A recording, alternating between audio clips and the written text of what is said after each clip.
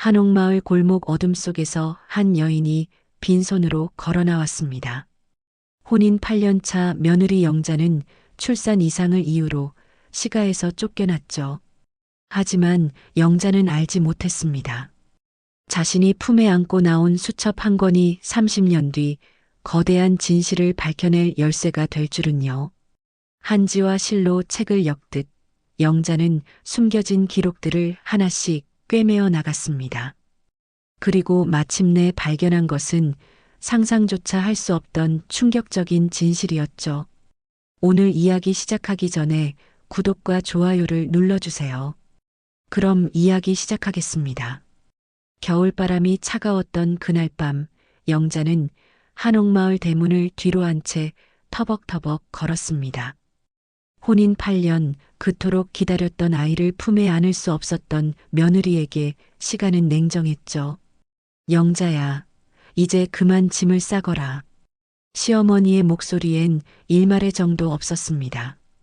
산부인과에서 받아온 사산처리서를 흔들며 말을 이었죠. 우리 집안대가 끊어질 뻔했잖니. 이런 며느리를 어떻게 계속 둘 수 있겠어. 영자는 말없이 고개를 숙였습니다. 변명할 여지도 항변할 기운도 남아있지 않았죠. 그저 빈손으로 짐을 챙겨 나올 뿐이었습니다. 그런데 대문을 나서는 순간이었어요. 신우이가 몰래 다가와 작은 수첩 하나를 영자 품에 밀어 넣었습니다. 언니, 이거라도 가지고 가세요. 신우이는 눈물을 글썽이며 속삭였죠. 뭐가 잘못된 건지 모르겠지만 이상해요. 분명 이상한 일이 있었을 거예요. 영자는 수첩을 받아들고는 신우이의 손을 꽉 잡았습니다. 고마워, 정말 고마워. 한옥마을 골목 여인숙에서 하룻밤을 보낸 영자는 수첩을 펼쳐보았습니다. 집안 재단의 지출 내역들이 빼곡했죠. 산후 비용, 의료비, 각종 항목들이 날짜 없이 적혀 있었어요. 이게 뭔 소리야? 영자는 고개를 갸웃했습니다. 자신이 알던 내용과는 전혀 달랐거든요. 다음 날 아침 영자는 전주 남부시장으로 발걸음을 옮겼습니다. 어디로 가야 할지도 모르는 상황에서 일단 사람들이 많은 곳으로 향했죠. 시장 한복판에서 헌책방을 발견했어요. 가게 앞에 전단 하나가 붙어 있었습니다. 재책 일손을 구합니다. 한지 배접 가능자 우대. 헌책방 주인은 60대 남성으로 인자한 인상이었어요. 혹시 재책 경험이 있으신가요? 아니요, 하지만 배우고 싶습니다. 영자의 간절함이 전해졌던 모양이에요. 주인은 고개를 끄덕였죠. 그럼 내일부터 나오세요. 처음엔 힘들 거예요. 주인 말이 맞았습니다. 한지 배접은 생각보다 까다로웠어요. 물과 풀의 비율을 맞추는 것부터 쉽지 않았죠. 아, 또 실패했네. 영자는 하루에도 수십 번씩 중얼거렸습니다. 손끝이 터져 피가 날 때까지 실과 바늘을 다뤘어요. 영자 씨, 너무 조급해하지 마세요. 천천히 하면 됩니다. 주인은 옆에서 차근차근 알려줬죠. 하루 12시간씩 일했습니다. 새벽부터 밤까지 쉬는 시간도 아꼈어요. 그렇게 몇 달을 보내자 손끝에 감각이 돌아왔습니다. 이제 좀 되는 것 같네요. 영자는 처음으로 미소를 지었어요. 오랜만에 느끼는 성취감이었죠. 그런데 어느 날이었어요. 재단에서 위로금을 보내왔습니다. 제법 큰 금액이었죠. 받으세요, 영자 씨. 당신이 받을 권리가 있어요. 주인은 권했지만 영자는 고개를 저었습니다. 아니에요. 이건 받을 수 없어요. 영자는 위로금을 돌려보냈습니다. 대신 기술 습득에만 온 정신을 쏟았어요. 겨울이 지나고 봄이 오자 영자는 결심했습니다. 이제 독립할 때가 되었다고 생각했죠. 주인님, 정말 감사했습니다. 이제 제 가게를 차려볼게요. 그래요, 영자 씨. 응원할게요. 주인은 격려해줬습니다. 영자는 시장 한 구석에 조그만 공간을 얻어 서가한 지방이라는 간판을 달았어요. 재책 공방 겸 헌책 소매점이었습니다. 비록 작은 공간이었지만 영자에겐 새로운 시작이었죠.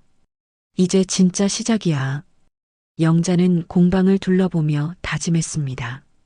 품에 있던 수첩을 꺼내 책상 서랍 깊숙이 넣어두었어요. 첫날부터 손님이 찾아왔습니다. 낡은 책을 수리해달라는 의뢰였어요. 이거 고칠 수 있을까요? 물론이죠. 맡겨주세요. 영자는 자신있게 대답했습니다. 이제 한지와 실이 친구가 된 듯 했거든요. 밤늦도록 일하며 하루하루를 보냈습니다. 그런데 영자는 몰랐어요. 서랍 속 수첩이 언젠가 자신의 인생을 완전히 바꿀 열쇠가 될 줄은 말이죠. 서가한 지방이 문을 연 지 몇 개월이 지나자 소문이 나기 시작했어요. 영자의 솜씨가 남달랐거든요. 여기가 그 한 지방이구나. 어느 날 할아버지 한 분이 낡은 일기장을 들고 찾아왔습니다. 죽은 아내가 쓰던 일기장인데 너무 낡아서요. 고칠 수 있을까요? 영자는 일기장을 조심스럽게 펼쳐보았어요. 종이가 누렇게 변하고 글씨도 흐려져 있었죠. 시간이 좀 걸릴 것 같은데 괜찮으세요? 네, 얼마든지 기다릴게요. 할아버지는 고마워하며 돌아갔습니다. 영자는 밤새워 일기장을 복원했어요. 다음 날 완성된 일기장을 받아든 할아버지는 눈물을 글썽였습니다. 고맙습니다. 정말 고맙습니다. 천만에요. 소중한 물건이니까 잘 보관하세요. 그 뒤로 의뢰가 계속 들어왔어요. 족보, 상장, 가족 사진까지 다양했죠. 영자는 작업하면서 특별한 습관을 만들었습니다. 물과 풀의 비율을 정확히 기록하는 것이었어요. 오늘은 물 3, 풀 2 비율로 해볼까? 실패한 배접지는 버리지 않고 벽에 붙여놨습니다. 왜 실패했는지 원인을 분석하려고요. 습도가 높아서 실패했구나. 아, 풀이 너무 진했나 봐. 영자는 혼잣말을 하며 원인을 찾았어요. 그래야 같은 실수를 반복하지 않았거든요. 공방엔 단골 손님들이 생기기 시작했습니다. 전통 서적 연구회 할아버지들이 자주 들렀어요. 영자 씨, 오늘도 바쁘네요. 네, 감사하게도 일이 많아요. 시장 상인들도 종종 찾아왔죠. 오래된 장부나 계약서를 복원해달라고 했어요. 이거 중요한 서류인데 찢어져서요. 걱정 마세요. 깨끗하게 고쳐드릴게요. 영자는 특이한 결제 방식을 만들었어요. 돈 대신 고객들의 이야기를 메모로 받았습니다. 할머니 유품이에요. 일제강점기 때 쓰셨던 거래요. 아버지가 사업하실 때 쓰던 장부예요. 이런 사연들을 작은 종이에 적어 파일에 모았어요. 나중에 보면 재미있을 것 같았거든요.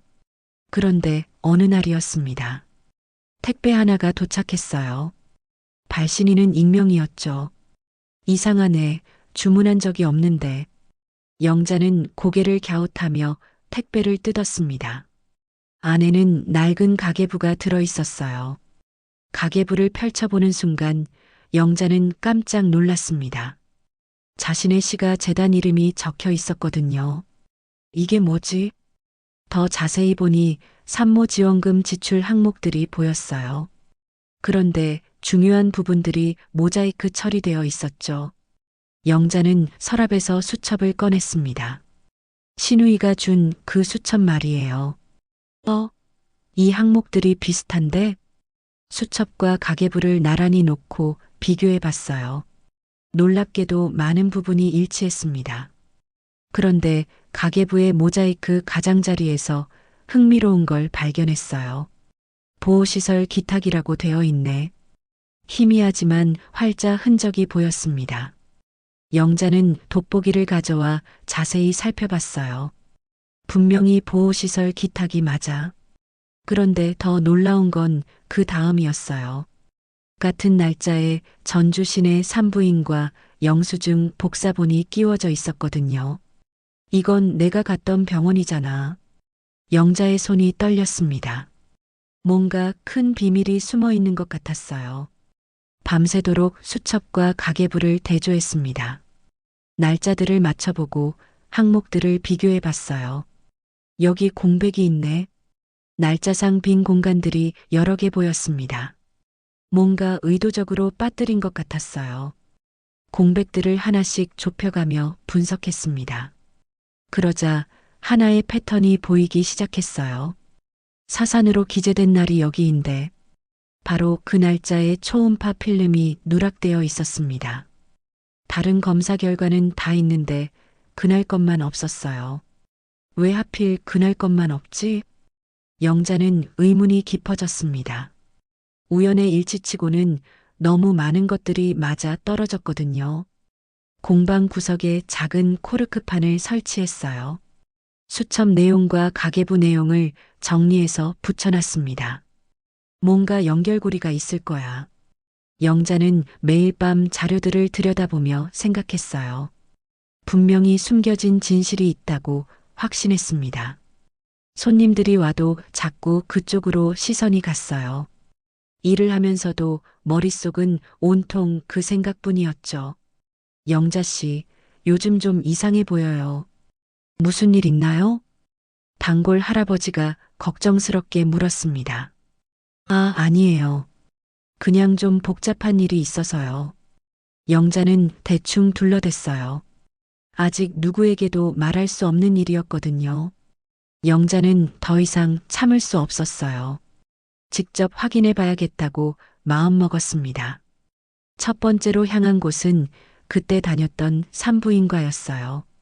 하지만 가보니 건물이 완전히 바뀌어 있었습니다.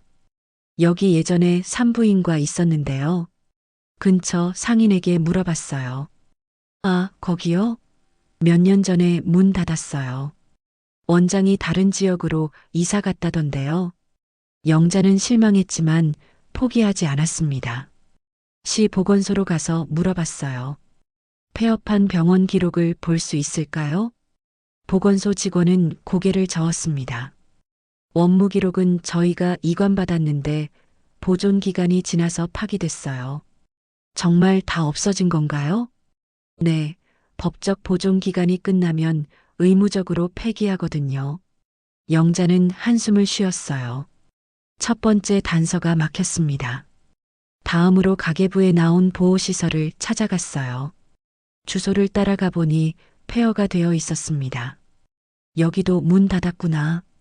건물 앞에는 낡은 현판만 달려 있었어요. 전주 보호시설이라고 희미하게 적혀 있었죠. 혹시 이 시설에 대해 아시는 게 있나요? 근처 주민에게 물어봤습니다. 거기요? 2000년대 초에 없어졌어요. 뭔 일이 있었나 봐요. 주민도 자세한 건 모르는 것 같았어요. 영자는 또 다른 벽에 부딪혔습니다. 하지만 포기할 수 없었어요. 다른 방법을 찾아야 했습니다. 재단 자료를 찾아보자. 영자는 시립도서관으로 갔어요. 재단 관련 자료를 뒤졌습니다. 며칠을 도서관에서 보낸 끝에 드디어 발견했어요. 재단 산하 장학회의 연례 보고서였습니다. 있다. 보고서를 펼치자 영하 9호 기탁 항목이 눈에 띄었어요. 바로 가계부에서 본 그 내용이었죠. 더 놀라운 건 품위서 결재란이었습니다. 시어머니와 재단 실장의 서명이 나란히 있었어요. 이게 증거잖아. 영자는 가슴이 뛰었습니다. 드디어 실마리를 잡은 것 같았거든요. 보고서를 더 자세히 살펴봤어요. 그러다 신문 스크랩에서 흥미로운 걸 발견했습니다. 보호시설에서 근무했던 간호조무사의 이름이 나와 있었어요. 김순례라는 분이었습니다. 이분을 찾아야겠어. 영자는 김순례 씨의 주소를 알아내려고 여러 방법을 썼어요. 마침내 현재 거주지를 찾아냈습니다. 등기우편으로 정중한 편지를 보냈어요. 안녕하세요. 과거 보호시설 관련해서 도움이 필요합니다. 개인적인 사정으로 자료 협조를 부탁드립니다. 한 달을 기다렸어요. 답장이 올까 싶어 매일 우체통을 확인했습니다. 그런데 정말 답장이 왔어요. 반송 봉투였는데 안에 뭔가 들어 있었습니다. 뭐가 들어 있지? 조심스럽게 뜯어보니 놀라운 게 나왔어요. 근무자 명단과 영아, 입퇴소 대장 일부였습니다. 이름만 가려져 있었지만 충분한 정보였어요. 드디어 찾았다. 입소 대장을 보니 손글씨로 적힌 내용이 있었습니다. 푸른색 손수건과 함께 인계된 남아.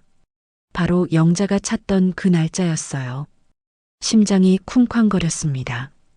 더욱 놀라운 건 그 다음 페이지였어요.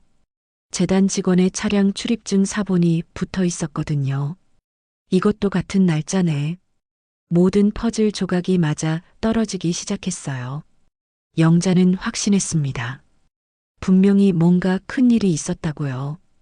공방으로 돌아와 뒷방에 자료벽을 만들었어요.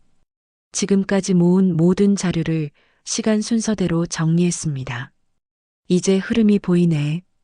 영자는 사건 지도를 그려가며 전체 그림을 그려나갔어요.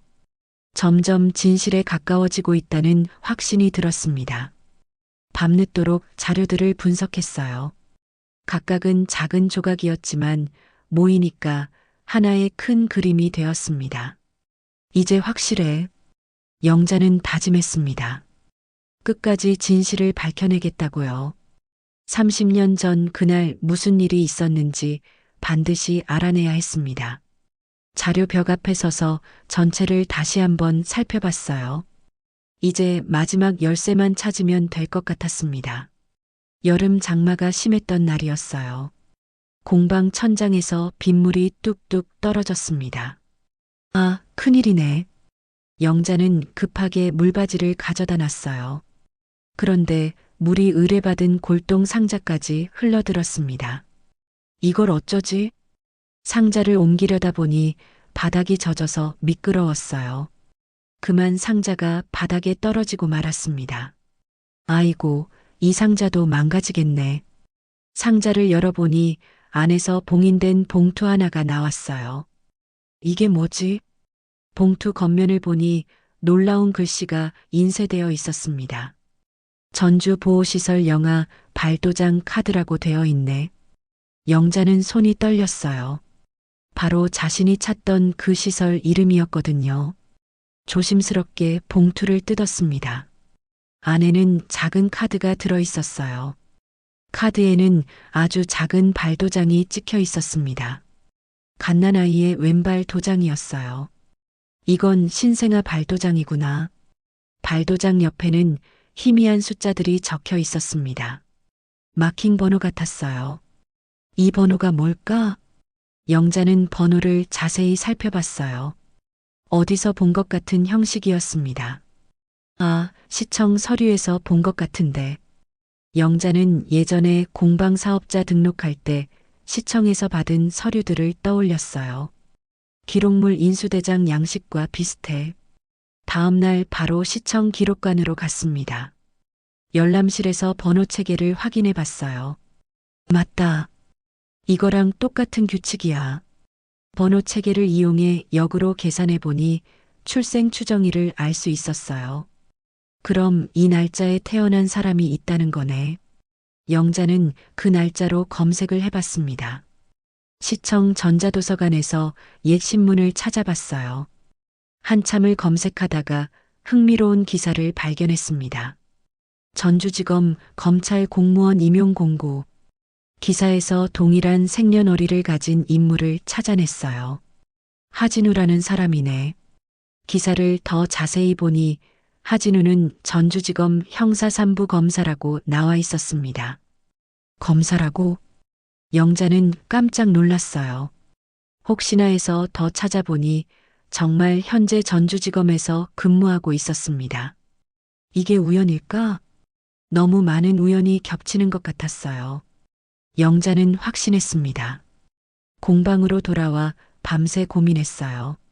어떻게 해야 할지 모르겠더라고요. 그냥 넘어갈 수는 없어. 영자는 결심했습니다. 진실을 밝히기 위해 행동에 나서기로요. 며칠 동안 준비 작업을 했어요. 지금까지 모은 자료들을 정리하고 새로 발견한 발도장 카드를 추가했습니다. 그리고 특별한 소책자를 만들기로 했어요. 파손된 족보를 복원할 때 쓰던 기법을 응용했습니다. 푸른 한지를 표지로 해서 작은 책을 재본했어요. 정성스럽게 실로 꿰매었습니다. 이제 완성이다. 소책자 첫 장에는 발도장 카드에 정밀 복제본을 붙였어요. 그리고 자료 출처 목록도 함께 넣었습니다. 모든 증거를 하나로 모은 완벽한 자료집이었어요. 이제 보낼 차례야. 영자는 소책자와 함께 익명 편지를 썼습니다. 그리고 지금까지 모은 자료 사본들을 모두 동봉했어요. 전주지검 민원실 주소로 등기우편을 발송했습니다. 이제 답을 기다려야겠어. 우편을 붙이고 나니 마음이 한결 가벼워졌어요. 30년 동안 숨겨져 있던 진실이 드디어 세상에 나올 때가 온 것 같았습니다. 공방으로 돌아와 평소처럼 일을 했지만 마음은 계속 우편함으로 갔어요. 과연 답장이 올까? 매일 밤 그 생각뿐이었습니다. 검찰청에서 정말 이 자료들을 진지하게 받아들일까요? 혹시 그냥 무시하는 건 아닐까? 불안한 마음도 들었어요. 하지만 이미 돌이킬 수 없는 강을 건넌 것 같았습니다. 며칠 뒤부터는 우체통을 자주 확인했어요. 혹시나 해서 하루에도 몇 번씩 들여다봤습니다. 아직 안 왔네.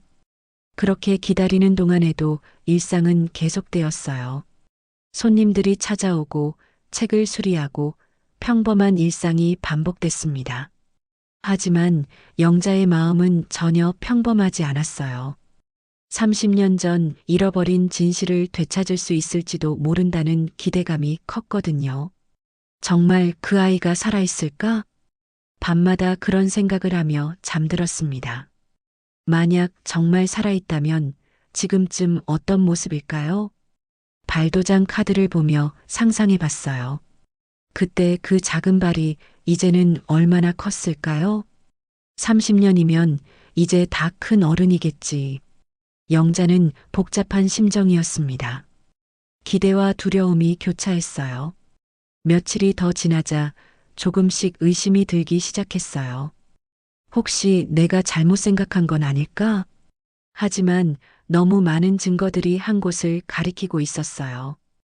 우연이라기엔 너무 정확했습니다. 아니야, 분명히 뭔가 있어. 영자는 자신을 다독이며 답장을 기다렸습니다. 진실은 반드시 밝혀질 거라고 믿었어요. 드디어 그날이 왔습니다.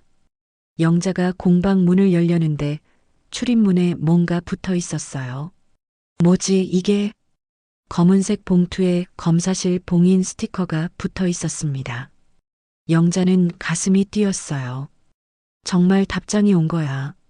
조심스럽게 봉투를 뜯어봤습니다. 안에는 공식 서류 2장이 들어 있었어요. 첫 번째는 자료 접수 확인서였습니다. 영자가 보낸 모든 자료를 정식으로 접수했다는 내용이었어요. 진짜 받아들인 거구나.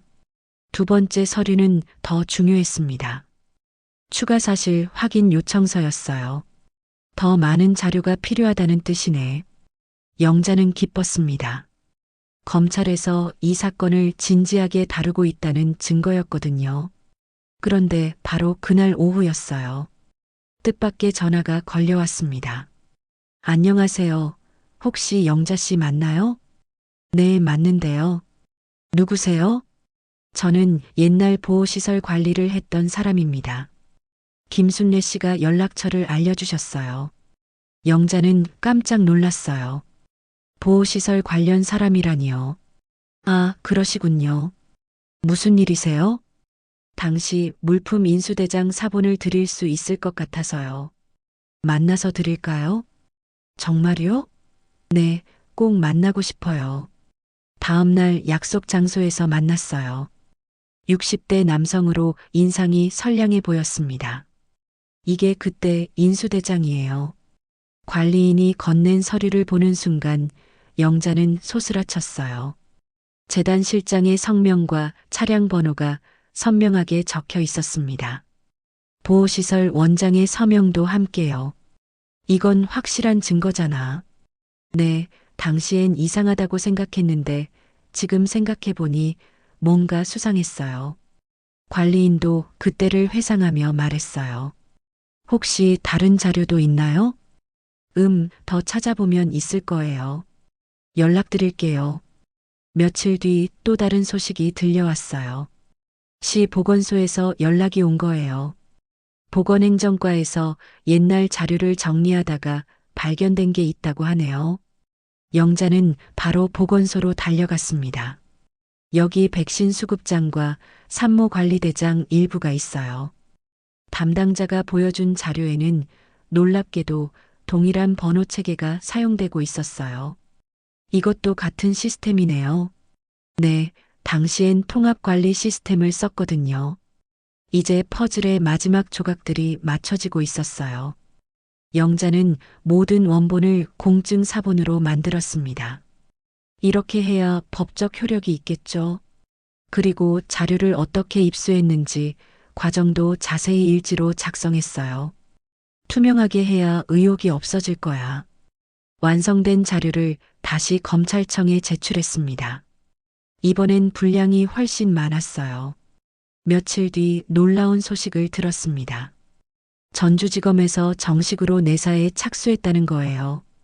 업무상 위계에 의한 영아, 인계와 공문서, 위조 의혹으로 수사를 시작한다고 하네요. 영자는 뉴스를 보며 감격했어요.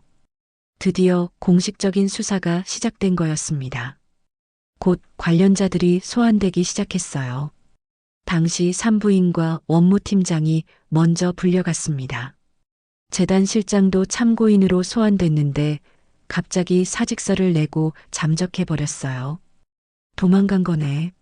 하지만 검찰 수사는 계속됐습니다. 재단 실장의 법인 카드 사용 내역을 추적했어요. 외부 점수럽자와 반복 결제 기록이 있네요.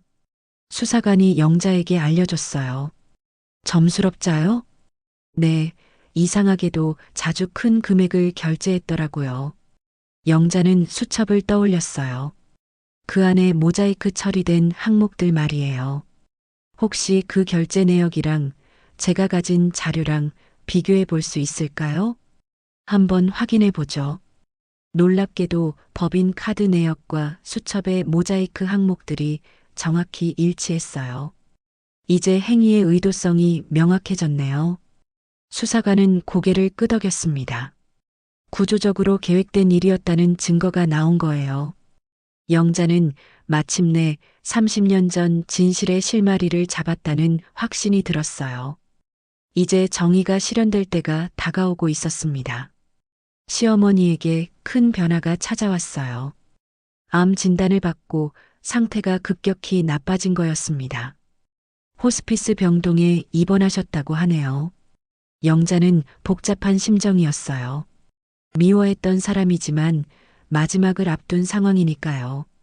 병원 간호기록지에서 특별한 발견이 있었어요.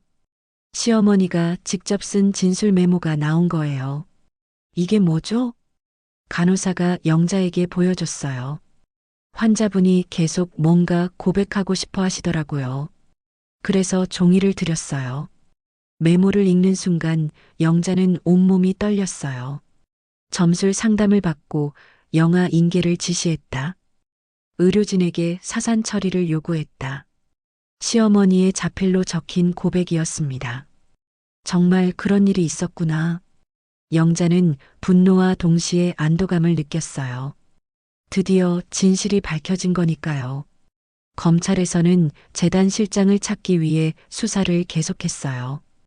계좌이체 기록을 추적한 결과 결정적 증거를 발견했습니다. 실장이 점수럽자에게 보낸 돈과 시어머니 메모의 필적이 일치해요. 지시체계가 존재했다는 뜻이죠. 재단 실장은 더 이상 부인할 수 없었어요. 증거가 너무 명확했거든요. 산부인과 원무팀장에게도 추가 혐의가 나왔어요. 수술 기록지와 퇴원 요약서를 비교한 결과였습니다. 같은 서식에 동일한 오탈자 패턴이 발견됐어요. 문서를 조작했다는 증거네요. 검찰은 더 이상 기다리지 않았어요. 충분한 증거가 확보됐다고 판단했습니다. 업무상 위력에 의한 아동인계, 사문서 위조, 보조금 부정수급 혐의로 긴급 체포합니다. 관련자들이 하나둘 체포됐어요. 30년 동안 숨어있던 진실이 마침내 세상에 드러난 거였습니다. 보호시설 원장에게도 별도 수사가 시작됐어요. 공탁금 유용과 회계 부정 혐의가 추가로 발견됐습니다. 그때 시설 운영이 말이 안 됐던 이유가 있었네요. 영자는 피의자 신문조서에 참고인으로 출석했어요. 자료를 어떻게 수집하게 되었는지 자세히 말씀해 주세요. 처음엔 단순한 의문에서 시작됐어요. 영자는 차근차근 과정을 설명했습니다. 신우이가 준 수첩부터 발도장 카드 발견까지요. 정말 우연의 연속이었네요. 아니에요. 진실은 언젠가 드러나게 되어 있었던 것 같아요. 시어머니는 마지막 순간까지 고백을 계속했어요. 미안하다, 정말 미안하다. 유체이탈감에 빠진 상태에서도 계속 사과했다고 해요. 의료진이 모든 걸 기록으로 남겼습니다. 이것도 사건 기록에 포함시키겠습니다. 검찰은 공익 차원에서 피해자 통지 절차를 진행했어요. 하진우 검사에게도 알려드렸습니다. 어떤 반응이셨나요? 많이 놀라셨지만 진실을 알게 되어 다행이라고 하시더라고요. 동시에 친생자 정보 확인 절차도 병행됐어요. DNA 검사를 통해 최종 확인하는 과정이었습니다. 결과가 나오면 연락드리겠습니다. 영자는 모든 과정을 지켜보며 감회가 새로웠어요. 30년 전 빼앗긴 진실을 되찾는 순간이었거든요. 정말 끝난 건가요? 네, 이제 법의 심판만 남았습니다. 긴 싸움이 막바지에 다다르고 있었어요. 정의가 승리하는 순간이 얼마 남지 않았습니다. 시어머니의 장례가 끝나고 뜻밖의 소식이 전해졌어요. 유언장이 공개된 거였습니다. 가문의 한옥과 부동산 일부를 하진우에게 상속한다고 되어 있네요. 변호사가 영자에게 알려줬어요. 정말 그분에게요? 네, 마지막 양심의 발로였던 것 같습니다. 하진우 검사는 상속 소식을 듣고 깊은 고민에 빠졌어요. 이 재산을 그냥 받을 수는 없어요. 하진우는 전주시와 협의했습니다. 한지 기록문화 아카이브로 기부 체납하겠습니다.